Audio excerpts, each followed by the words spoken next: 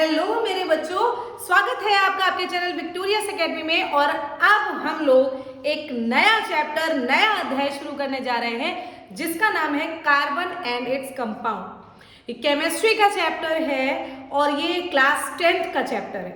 बहुत प्यारा चैप्टर है यार, इससे बच्चे पता ही नहीं क्यों डरते हैं, हमें नहीं पता। मेरे साथ पढ़ के देखो यार, बहुत ईजी चैप्टर है।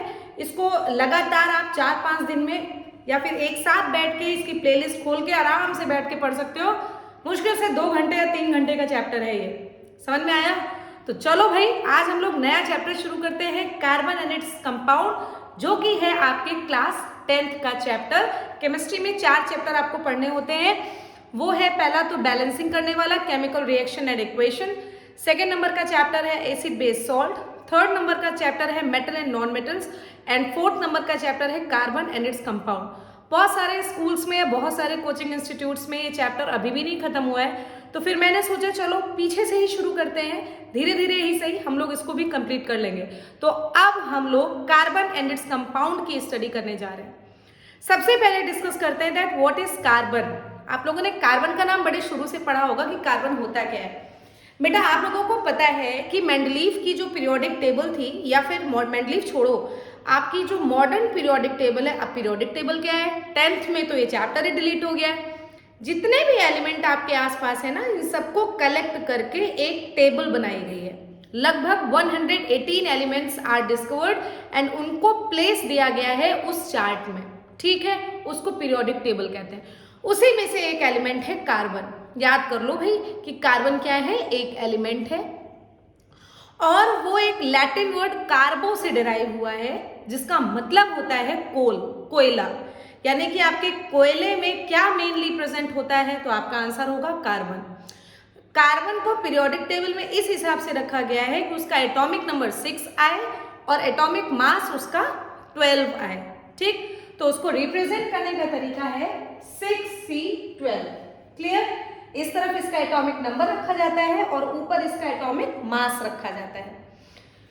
तो सबसे पहला compound carbon is an element और उसका एटॉमिक नंबर 6, एटॉमिक मास 12 होता है। उसको रिप्रेजेंट 6C12 से किया जाता है। इसको डिराइव किया गया है एक लैटिन वर्ड कार्बो से डिराइव किया गया है, जिसका मतलब होता है कोल यानी कि कोयला। क्लियर हो गया? छोटी सी बात है। अब ये कार्बन हमारे एटमॉस्फेयर में किस किस फॉर्म में प्रेजेंट होता है, इसकी बात करते हैं। फिर इनके कंपाउंड से चैप्टर देखो बेटा, है तो बड़ा लेकिन इजी है। पता नहीं क्यों बच्चों को ये टफ लगता है। आप लोग एक बार मेरे साथ पढ़ के देखना, उसके लिए चैनल सब्सक्राइब करना पड़ेगा। मेरे साथ पढ़ के देखो और मन लगाओ, देखो कितनी आसानी से चुटकियों में आपको ये चैप्टर तैयार होता है। ठीक है, तो देखिए जरा, सबसे पहले आप देखो कि ये कार्बन आपके एटमॉस्फेयर में किस किस के फॉर्म में प्रेजेंट होता है।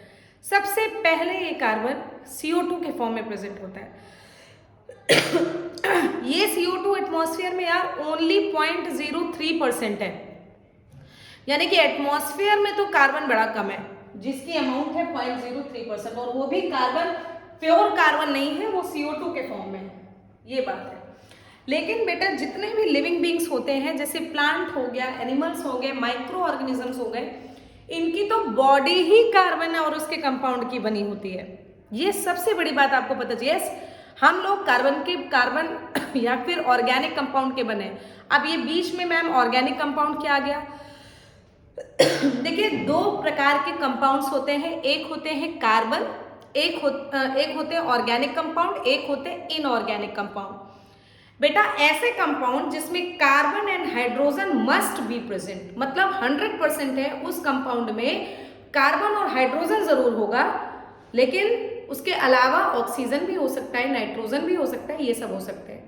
लेकिन जो दूसरे कंपाउंड होते हैं उनमें कार्बन और हाइड्रोजन एक साथ नहीं होंगे, वो क्या कहलाएंगे? इनऑर्गेनिक। थोड़ी बात देख लो, ये छोटी सी बात है, समझने लायक कि इनऑर्गेनिक और ऑर्गेनिक में अंतर क्या है।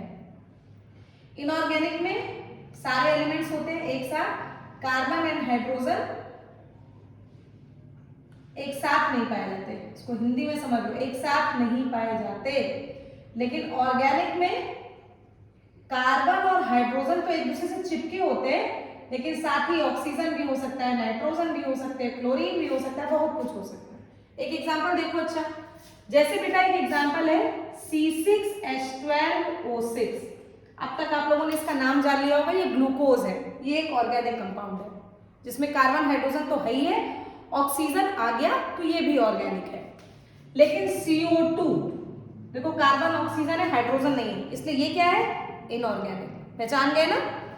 इसी के साथ ही देखो H2O, हाइड्रोजन है, कार्बन नहीं है, तो ये भी इनऑर्गेनिक हुआ। कार्बन हाइड्रोजन जरूर हो, लेकिन उसके साथ में और एलिमेंट्स हो सकते हैं, और अगर कार्बन हाइड्रोजन एक साथ नहीं होते हैं तो वो कंपाउंड्स इनऑर्गेनिक कंपाउंड्स कहलाते हैं। समझ में आया बेटा? ये थोड़ी सी जानकारी थी, आप लोग उसको देख लीजिए, समझ लीजिए कि क्या होते हैं। ठीक, इसको देख लो, समझ लो, स्क्रीनशॉट ले सकते हो। चलो अच्छा, फिर अगर हम लोग बात करें कि एटमॉस्फेयर में कार्बन किस फॉर्म में है, तो भाई इनऑर्गेनिक कंपाउंड CO2 के फॉर्म में, जिसका मात्रा होता है 0.03%। इसके अलावा सारे के सारे लिविंग बीइंग्स यानी कि प्लांट्स में और एनिमल्स में भी ये कार्बन से रिलेटेड कंपाउंड्स पाए जाते हैं, और उन कंपाउंड्स को ऑर्गेनिक कंपाउंड्स कहते हैं। मैंने अभी क्लियर किया है ऑर्गेनिक कंपाउंड्स कौन होते हैं, जिसमें carbon and hydrogen must be present and other elements may or may not be. Clear? Organic compounds में और ज्यादा क्लियर करेंगे जब आगे चैप्टर में हम लोग बढ़ेंगे। इसके बाद कार्बन आपके नेचर में दो फॉर्म में प्रेजेंट होता है, एक फ्री स्टेट और दूसरा कंबाइंड स्टेट। फ्री स्टेट का मतलब इस एटमॉस्फेयर में, और इस एटमॉस्फेयर में हमारे फ्री स्टेट का मतलब होता है केवल और केवल कार्बन ही है, इसके अलावा और कुछ भी नहीं। अब एटमॉस्फेयर में ज्यादातर बच्चे दिमाग लगाएंगे, मतलब मैम गैस के फॉर्म में तो CO2 है जी, नहीं। फ्री स्टेट का मतलब ओनली मेड बाई कार्बन, लिख दे रहे भाई ताकि कोई कंफ्यूजन ना हो। तो फ्री स्टेट का मतलब ओनली मेड बाई कार्बन, केवल और केवल कार्बन से मिलकर बना होता है। और कंबाइंड स्टेट का मतलब कार्बन के अलावा दूसरे एलिमेंट भी हैं उसके साथ में। तो बेटा जी, जो केवल और केवल कार्बन का बना होता है उसका नाम याद कर लो अभी से, डायमंड और ग्रेफाइट। ये दो ऐसे कंपाउंड है जो केवल और केवल कार्बन के बने होते हैं। अभी जब आप लोगों को आगे चैप्टर्स में हम लोग बढ़ेंगे तो डायमंड और ग्रेफाइट के स्ट्रक्चर के बारे में भी जानकारी लेंगे। यार ये डायमंड और ग्रेफाइट में सिर्फ और सिर्फ कार्बन होता है, इसीलिए तो इनको कहा जाता है कि ये नेचर में फ्री स्टेट में है। क्लियर? लेकिन जो दूसरा फॉर्म है वो है कंबाइंड स्टेट। कंबाइंड स्टेट में कार्बन के साथ साथ और भी कुछ है। देखो जरा, सबसे पहले तो CO2 बोल दिया, इसके अलावा कार्बोनेट बोल दिया, जैसे कि लाइमस्टोन, चॉक, ये बेटा क्या होता है, CaCO3। देखो इसमें कैल्शियम भी है, ऑक्सीजन भी है, CaCO3। Fossil fuel, coal and petroleum, ये भी आपके कंबाइंड फॉर्म में है, कार्बन हाइड्रोजन तो है ही है, साथ में ऑक्सीजन नाइट्रोजन भी है। ऑर्गेनिक कंपाउंड, कार्बोहाइड्रेट जैसे C6H12O6, जैसे C6H12O6, ठीक है, इसी तरह प्रोटीन, इसी तरह फैट, इन सब में आपके कौन होते हैं, कार्बन पाया जाता है 100%, लेकिन कार्बन के साथ साथ हाइड्रोजन, ऑक्सीजन, नाइट्रोजन भी पाया जाता है, इसीलिए इसको कंबाइंड स्टेट कहते हैं। समझ में आया? तो कार्बन आपके नेचर में दो फॉर्म में पाया जाएगा, एक तो फ्री स्टेट, दूसरा कंबाइंड स्टेट। जो फ्री स्टेट होती है इसका मतलब होता है कि कार्बन के जो कंपाउंड है उसमें केवल और केवल कार्बन मौजूद है, और उसका एग्जांपल रट लो बेटा, इसका एग्जांपल होता है डायमंड और ग्रेफाइट। क्लियर है? Diamond and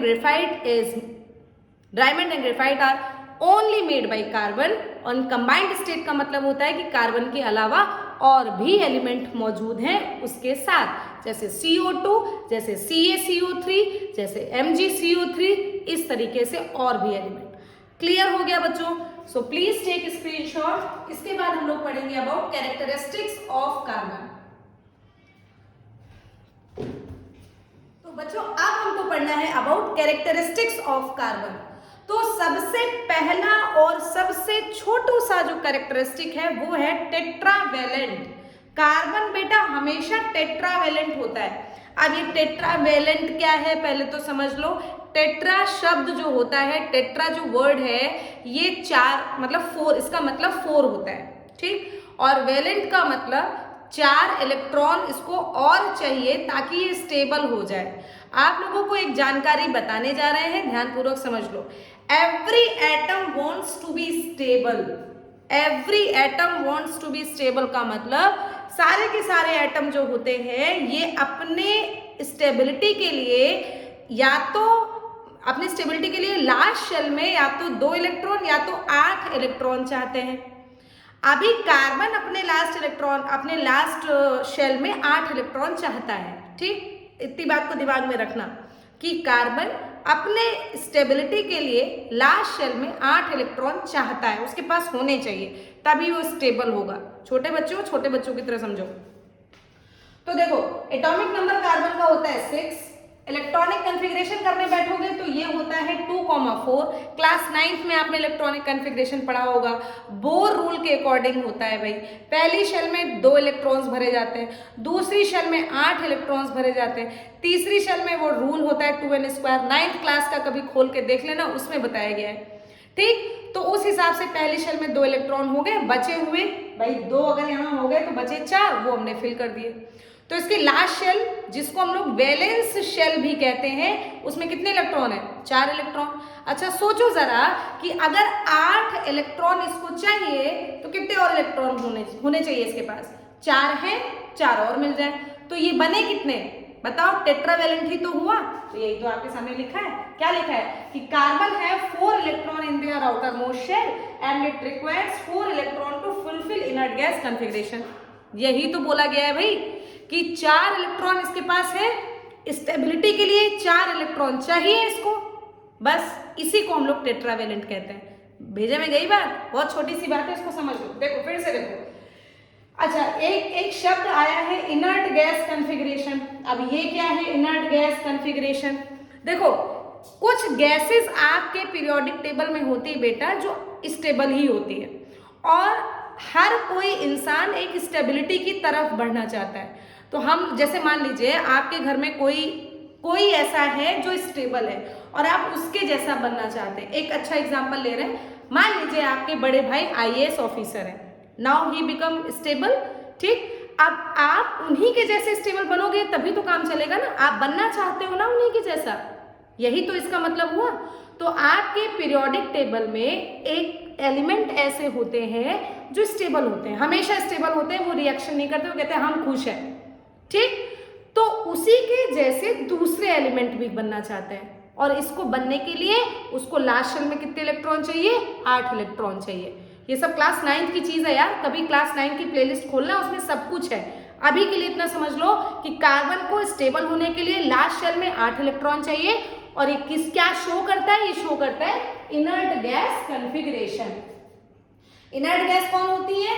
helium, neon, argon, krypton, xenon, radon. ये लास्ट आप कभी पीरियोडिक टेबल उठा के देखो, उसमें आपको मिलेगा।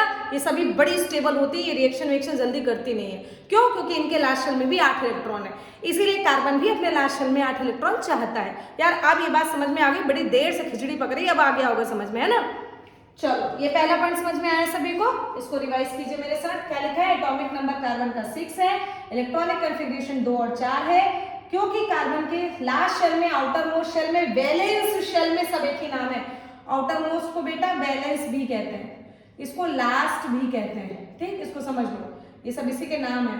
तो outermost shell, valence shell, last shell, उसमें कितने इलेक्ट्रॉन है? 4 इलेक्ट्रॉन है, और 8 इलेक्ट्रॉन को पूरा करने के लिए इसको और कितने इलेक्ट्रॉन चाहिए? 4 इलेक्ट्रॉन चाहिए, और इसीलिए इस प्रॉपर्टी को हम लोग क्या कहते हैं? टेट्रावैलेंट। समझ में आ गया? Very good. दूसरे नंबर पे आते हैं कोवैलेंसी। अब ये कौन सी बात हुई? देखो जो एटम होते हैं ये 8 इलेक्ट्रॉन को पूरा करने के लिए या तो इलेक्ट्रॉन्स को दे देते हैं या तो इलेक्ट्रॉन्स को ले देते हैं। चलो पहले लेन देन की बात करते हैं। चलिए देखिए, सोडियम की एटॉमिक नंबर होता है बेटा 11, इसका इलेक्ट्रॉनिक कन्फिग्रेशन करोगे आएगा 2, 8, 1। अब आप बताओ कि 8 इलेक्ट्रॉन को पूरा करने के लिए या तो ये भाई साहब 7 इलेक्ट्रॉन किसी से ले, और या तो ये अपना 1 इलेक्ट्रॉन दे दे। अब दिमाग लगाओ क्या ज्यादा आसान है? 1 इलेक्ट्रॉन लूज कर देना ना, तो इसने अपने 1 इलेक्ट्रॉन को लूज कर दिया, अब ये स्टेबल हो गया ना। लेकिन 1 इलेक्ट्रॉन को लूज करने के बाद बेटा ये एक चार्ज डेवलप कर लेता है जिसको हम लोग कहते हैं Na+, ये पॉजिटिव आयन बना देता है। इसी तरीके से एक और एटम होता है, जैसे क्लोरीन मान लो, इसके पास 17 एटॉमिक नंबर होता है, 2, 8, 7। अब सोचो या तो ये 7 इलेक्ट्रॉन लूज कर दे या 1 इलेक्ट्रॉन ले ले, क्या ज्यादा आसान है? 1 इलेक्ट्रॉन लेना आसान है। तो ये क्या करेगा, एक इलेक्ट्रॉन लेके अपने ऊपर चार्ज लगा देगा, -1 लगा देगा। बताओ भाई, अभी तो समझ में आ गया होगा ना।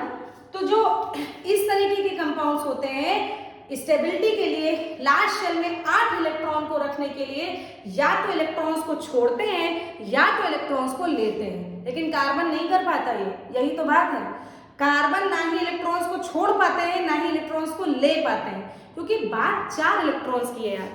4 इलेक्ट्रॉन्स को लूज करना बड़ा खराब है, लेकिन 4 इलेक्ट्रॉन को किसी से लेना ये भी तो नहीं कर पाएगा।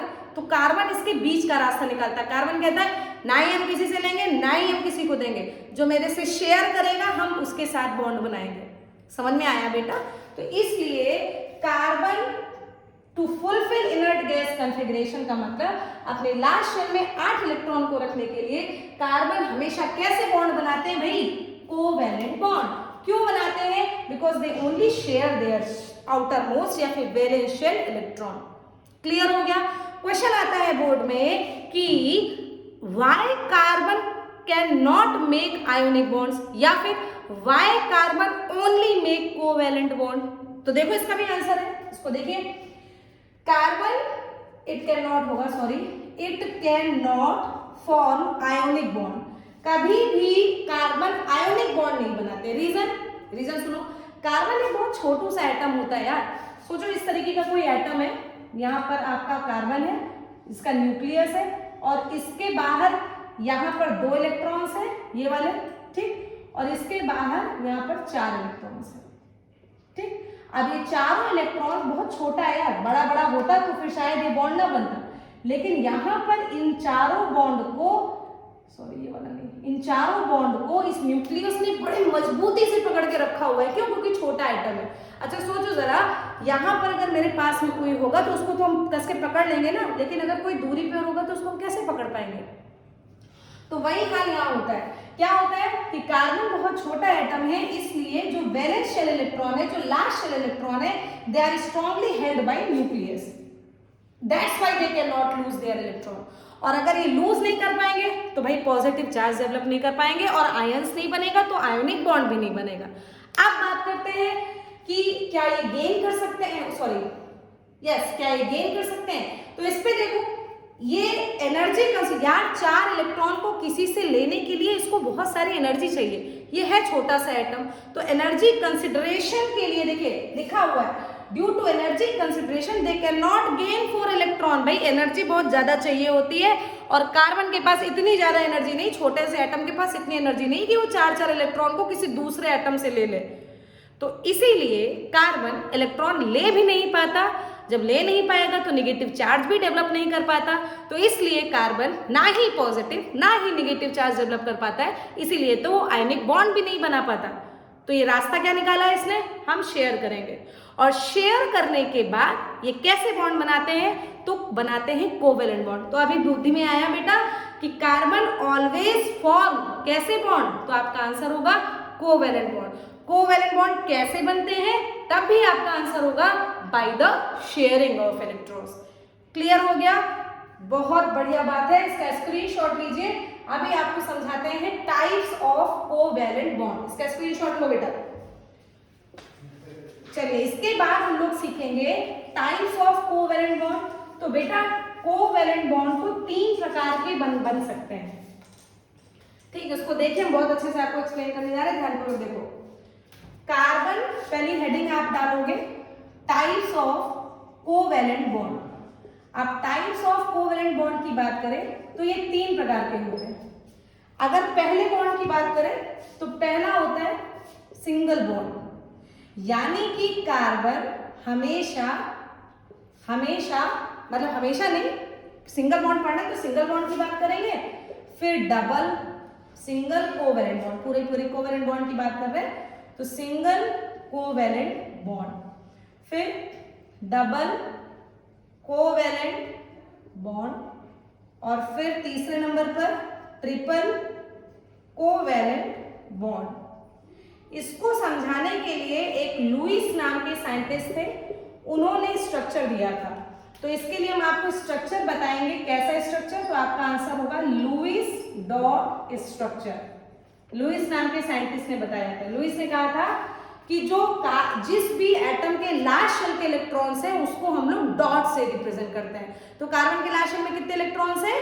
4। तो हम लोग कार्बन के आसपास कितने डॉट बनाएंगे? 4 डॉट बनाएंगे। क्लियर?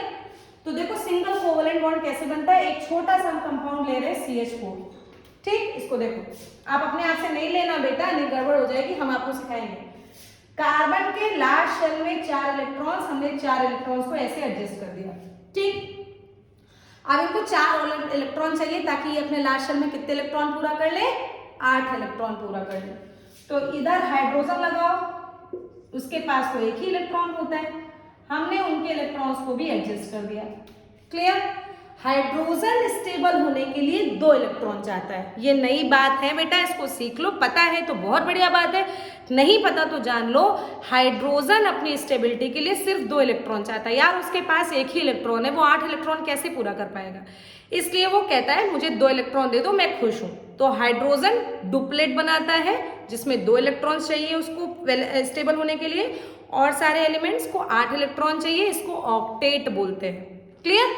चलो देखो, तो हाइड्रोजन कहता है यार मुझे तो 2 इलेक्ट्रॉन मिल गए, मैं तो स्टेबल हो गया, यहाँ पर एक बॉन्ड बन गया। ये भी कहता वाओ, ये भी कहता वाओ, और ये भी कहता है वाओ। तो इस तरीके से हाइड्रोजन ने तो अपने अपने 2-2 इलेक्ट्रॉन्स को पूरा कर लिया। देखो हाइड्रोजन के पास 1-2, हाइड्रोजन के पास 1-2, हाइड्रोजन के पास 1-2, हाइड्रोजन के पास। कार्बन कहता है यार हाइड्रोजन तुमसे हमने बॉन्ड ही इसीलिए बनाया ताकि हम 8 इलेक्ट्रॉन ले ले। तो हाइड्रोजन कहता है तो तुम तो शेयर ही कर रहे हो, करो शेयर, हम तुमसे शेयर करेंगे। तो देखिए बेटा, कार्बन इस तरीके से शेयर करके इस तरीके से आपको बनाना पड़ेगा। बोर्ड में बनाया जाता है। कार्बन के इलेक्ट्रॉन्स गिनो, 1 2 3 4 5 6 7 8, हो गए ना 8। इस तरीके से आपको सिंगल कोवेलेंट बॉन्ड के बारे में पता चला कि कैसे बनाया जाता है। समझ में आया बेटा? आपका होमवर्क है, आप बनाओ जरा इसी तरीके से C2H6 का। नहीं तो नेक्स्ट लेक्चर में हम लोग C2H6 के स्ट्रक्चर से ही शुरू करेंगे। CH4 का ये हो गया। अब आप double covalent bond. Double covalent bond में 2 इलेक्ट्रॉन्स की शेयरिंग होती है। यहाँ पर sharing of 1 electron takes place, है ना, एक इलेक्ट्रॉन को शेयर कर रहे हैं। यहाँ पर sharing of 2 electrons takes place, 2 electrons की शेयरिंग होगी और 2 बॉन्ड बनेंगे। यहाँ पर देखो इस कार्बन ने इसके 1 इलेक्ट्रॉन शेयर कर लिया, यहाँ पे 1 इलेक्ट्रॉन, यहाँ का इलेक्ट्रॉन, यहाँ का, सबके 1 इलेक्ट्रॉन शेयर करके उसने अपने 8 इलेक्ट्रॉन पूरे किए। अब यहाँ देखो 2 इलेक्ट्रॉन से डबल बॉन्ड बनेगा। इसका एग्जाम्पल है C2H4। देखते हैं भाई, कार्बन के लास्ट शेल में 1 इलेक्ट्रॉन, 2 इलेक्ट्रॉन, 3 इलेक्ट्रॉन, थोड़ा नीचे बनाया ताकि आपको समझ में आए। कार्बन के लास्ट शेल में 1 इलेक्ट्रॉन, 2 इलेक्ट्रॉन, 3 इलेक्ट्रॉन, 4 इलेक्ट्रॉन। इधर कार्बन में 1 इलेक्ट्रॉन, 2 इलेक्ट्रॉन, 3 इलेक्ट्रॉन, 4 इलेक्ट्रॉन बन गए। हाइड्रोजन 4 है बेटा, तो एक हाइड्रोजन यहाँ लगा दो, एक हाइड्रोजन यहाँ लगा दो, एक हाइड्रोजन यहाँ लगा दो, एक हाइड्रोजन यहाँ लगा दो। आप कहोगे मैम आप तो लगा ले रहे हो, आपको आता है। अरे बेटा 2 कार्बन है, 4 हाइड्रोजन डिवाइड करोगे तो एक कार्बन पर 2 ही तो आएगा। कुछ दिमाग लगाओ यार छोटा सा, ठीक। फिर से हाइड्रोजन कहेगा वाओ मुझे तो 2 इलेक्ट्रॉन मिल गए, मैं तो स्टेबल हो गया। तो इधर हाइड्रोजन ने सबसे पहले अपने अपने 2 इलेक्ट्रॉन्स को कंप्लीट करके स्टेबिलिटी प्राप्त कर ली। ये कार्बन कहेगा हम कैसे हो, ये सब कहते हैं भाई तुम बनाओ, बैलेंस बनाओ। तो देखिए इस कार्बन के गिनते बेटा मेरे साथ गिनिए, 1 2 3 4 5 6, और ये पड़ोसी वाला भी तो कार्बन है 8। तो यहाँ पर देखो कुछ ऐसा बॉन्ड बनेगा, इसको गड़बड़ी मत करना, ऐसे ही बॉन्ड बनते हैं भाई, आपको ये स्ट्रक्चर बनाना आना चाहिए मुन्ना। अब इस कार्बन का गिनो, 1 2 3 4 5 6 7 8, इधर के पास भी ऐसे बनाओ, और देखो इनके बीच में डबल बॉन्ड बन गया। बन गया कि नहीं बन गया? तो यहां पर देखो इस तरीके से डबल कोवेलेंट बॉन्ड भी बनते हैं, ठीक। यहां पर देखो ये जो CH4 बना था इसको इस तरीके से रिप्रेजेंट करते हैं, ठीक। समझ में आया डबल कोवेलेंट बॉन्ड कैसे बना? शेयर करके 8 इलेक्ट्रॉन चाहिए कार्बन को, लास्ट शेल में होते 4 है, 4 और लेगा ताकि वो स्टेबल हो जाए, ठीक। अब और ट्रिपल कोवेलेंट बॉन्ड, ये कितने इलेक्ट्रॉन की शेयरिंग करेगा? भाई 3 इलेक्ट्रॉन्स की शेयरिंग करेगा और ट्रिपल बॉन्ड बनाएगा। Sharing of 3 electrons takes place, sharing of 3 electrons takes place, एक साथ ही 3 इलेक्ट्रॉन की शेयरिंग करके बनाएगा। इसका एग्जांपल होता है C2H2। चलो देखो जरा कैसे। कार्बन के पास 4 इलेक्ट्रॉन्स बना दिया, इस कार्बन के पास 4 इलेक्ट्रॉन्स बना दिया। अब 2 कार्बन पे 2 हाइड्रोजन है तो एक एक हाइड्रोजन दोनों कार्बन पे बांट दो, एक हाइड्रोजन यहाँ, एक हाइड्रोजन यहाँ। फिर से हाइड्रोजन खुश कहेगा वाओ मुझे तो 2 इलेक्ट्रॉन मिल गए, मैं तो स्टेबल हो गया। ये कार्बन कहता है मुझे भी होना है। चलो गिनो, 1 2 3 4 5 6 7 8। बार बार एक ही चीज आप लोगों को गिनवा रहे बेटा, अब तक तो आ जाना चाहिए। इस कार्बन पे गिनो 1 2 3 4 5 6 7 8, ये रहा। और इधर बन गया ट्रिपल बॉन्ड। तो इसका स्ट्रक्चर कैसे बनता है? इसका स्ट्रक्चर ऐसे बनता है। क्लियर? तो इस तरीके से कोवैलेंट बॉन्ड को बनाने का तरीका ऐसा होता है, single covalent bond, double covalent bond, triple covalent bond. समझ में आया ना? तो इसका स्क्रीनशॉट लो, इसके बाद हम लोग नेक्स्ट के बारे में पढ़ते हैं। इसका स्क्रीनशॉट लीजिए फटाफट, इसके बाद हम लोग इसकी नेक्स्ट प्रॉपर्टी पढ़ते हैं। बेटा थर्ड प्रॉपर्टी जो कार्बन की है वो है कैटिनेशन। कैटिनेशन बहुत ज्यादा इंपॉर्टेंट है यार, इसको रटो भाई। कैटिनेशन क्या होता है? कार्बन के अंदर सेल्फ लिंकिंग प्रॉपर्टी होती है। मतलब कार्बन, अभी देखा आपने, carbon double bond, single bond, triple bond बना बना के एक लंबी चेन बना सकते हैं। इसी प्रॉपर्टी को कैटिनेशन कहते हैं। बस इतनी सी बात। अभी जो आपने सीखा कि carbon can form single bond या फिर डबल बॉन्ड या फिर ट्रिपल बॉन्ड, और बना बना के self linking carbon carbon carbon carbon जोड़ जोड़कर बहुत लंबी ब्रांच बन सकती है। अगर आप लोग आगे क्लासेस में पढ़ोगे, अगर क्या पढ़ोगे यार, कि फैटी एसिड 19-20 कार्बन की चेन पाई जाती है भाई, 20 कार्बन तक की चेन देखी गई है। तो इस तरीके से the property of self combination या self linking is called catenation. They form the long chains of carbon atoms and form different compounds. Different types of chain बेटा बनती है। अब ये डिफरेंट टाइप की चेन हम लोग देखेंगे कौन कौन सी बनती है। सबसे पहले नंबर की जो चेन बनती है वो होती है स्ट्रेट चेन। अब ये स्ट्रेट चेन खुद देखो भाई, देखो carbon carbon carbon carbon carbon. अभी मैंने बोला ना 19-20 कार्बन तक इकट्ठा कर सकते हो, हाँ तो बना सकते हो भाई। लेकिन एक कार्बन कितने बॉन्ड बना सकता है? 4। अभी बताया टेट्रावेलेंट होता है, 4 इलेक्ट्रॉन है, 4 और इलेक्ट्रॉन चाहिए तो 4 ही तो बॉन्ड बनाएगा। तो इस कार्बन की बॉन्ड 1 है, इस तरीके से 3 और बना दो तो इस कार्बन के पास कितने बॉन्ड बन गए? 4 बॉन्ड। इस कार्बन के पास कितने बॉन्ड है? 2, तो यहाँ पर कितने बॉन्ड बना दो? 4 बॉन्ड। इस कार्बन के पास 2 तो यहाँ पर 2 और बना दो, 4 बॉन्ड। इस कार्बन के पास 2 तो 2 और बना दो, 4 बॉन्ड। 2 और बना दो, 4 बॉन्ड। इस कार्बन के पास एक ही बॉन्ड बना है तो बेटा 3 बॉन्ड और बनाने पड़ेंगे। तो इस तरीके से जो चेन होती है, इस चेन को हम लोग कहते हैं स्ट्रेट चेन। दूसरी चेन होती है ब्रांच्ड चेन। कौन सी चेन? Branched chain. अब ये ब्रांच्ड चेन जो होती है, इसमें देखो अच्छा कितने कार्बन का दिख रहा है? 1 2 3 4 5 6। ठीक, इस छठे वाले कार्बन लास्ट को हटा दो, किसी ब्रांचिंग पे लगा कर देखते हैं। 1 2 3 4 5 और यहां पर हमने लगा दिया 6। ठीक, चलो गिनो, इनको पूरी कर लेते हैं। 1 2 3 4 1 2 1 2 1 2 3 1 2 3। देखो भाई, हम ब्रांच चेन नहीं बन सकती है क्या? इसको गिनो जरा। 1 2 3 4 5 6 C6 हाइड्रोजन। ये यहाँ इसको हाइड्रोजन से पूरा करते हैं हम लोग, क्योंकि हाइड्रोजन ही अपने एक इलेक्ट्रॉन की शेयरिंग कर सकता है। बताओ हाइड्रोजन नहीं करेगा क्या? हाइड्रोजन ही तो करेगा बेटा एक इलेक्ट्रॉन की शेयरिंग। तो इसलिए हम लोग यहाँ पर ज्यादातर ऑर्गेनिक कंपाउंड्स में हाइड्रोजन लगाते हैं। गिनो हाइड्रोजन, गिनो इसके। 1 2 3 4 5 6 7 8 9 10 11 12 13 14। यहाँ पे कितने? C6H14। स्ट्रेट चेन में कितने बने? C6H14। यहाँ गिनो, यहाँ गिनो, यहाँ कितने? 1 2 3 4 5 और ये वाला कार्बन 6। कितने हैं? C6। हाइड्रोजन गिनो। 1 2 3 4 5 6 7 8 9 10 11 12 13 14।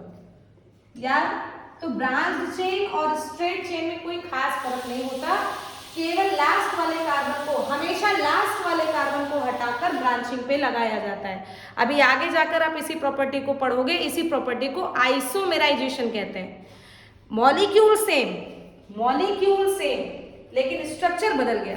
पहले ये स्ट्रक्चर स्ट्रेट चेन में था, अब ये स्ट्रक्चर किस में आ गया भाई? अब ये स्ट्रक्चर आ गया ब्रांच में, समझ में आया। थर्ड नंबर पे आते हैं, थर्ड नंबर पे पढ़ेंगे क्लोज्ड चेन।